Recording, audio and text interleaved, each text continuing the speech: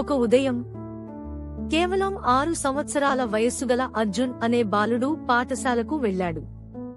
అతను పాఠశాల నుండి తిరిగి వచ్చినప్పుడు అతను తన సైకిల్ తొక్కుతున్నప్పుడు ఒక అందమైన నెమలి అకస్మాత్తుగా అతని ముందు ఎగిరింది.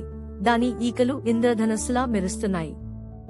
అర్జున్ ఇంతకు ముందు నెమలిని దగ్గరగా చూడలేదు. ఉత్సాహంగా అతను దానిని అనుసరించాలని నిర్ణయించుకున్నాడు. నెమలి అడవిలో అందంగా కదిలింది. అర్జున్ దాని తర్వాత సైకిల్ తొక్కాడు, నవ్వుతూ, ఆగండి నెమలి, ఆగండి. కాని నెమలి చెట్లలో కనిపించకుండా పోవడంతో అర్జున్ ఒక్కసారిగా ఆగిపోయాడు. అతను చుట్టూ చూశాడు మరియు అతను ఎక్కడ ఉన్నాడో గుర్తించలేదని గ్రహించాడు.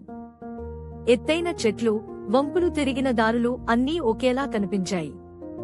అతను ఓడిపోయాడు. కొంచెం భయంగా అనిపించి అర్జున్ సైకిల్ వెనుక నిలబడి ఇంటికి తిరిగి వచ్చే మార్గం ఎలా దొరుకుతుందా అని ఆలోచిస్తున్నాడు.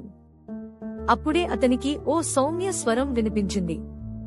ఎందుకలా కంగారుగా చూస్తున్నావ్ చిన్నా? అర్జునుడు తిరగబడి పక్కనే నిలబడి ఉన్న తెలివిగల నక్కను చూశాడు. దాని బొచ్చు సూర్యకాంతిలో మెరుస్తుంది మరియు దాని కళ్ళు దయతో మెరుస్తున్నాయి. నేను నెమలిని అనుసరిస్తున్నాను, ఇప్పుడు నేను ఇంటికి తిరిగి వెళ్లే మార్గం కనిపించడం లేదు అని అర్జున్ వివరించాడు. నక్క తెలివిగా నవ్వింది. ఓహ్, నెమలి ఆశ్చర్యానికి దారి తీస్తుంది, కాని కొన్నిసార్లు అది తప్పిపోవడానికి కూడా దారి తీస్తుంది. చింతించకండి, నాకు ఈ అడవి గురించి బాగా తెలుసు. మీ దారిని కనుగొనడంలో నేను మీకు సహాయం చేస్తాను.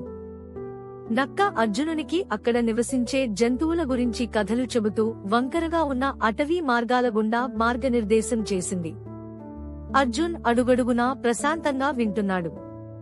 కొద్దిసేపటికే అతను దూరంగా ఉన్న తన ఇంటి ఎర్రటి పైకప్పును గుర్తించాడు.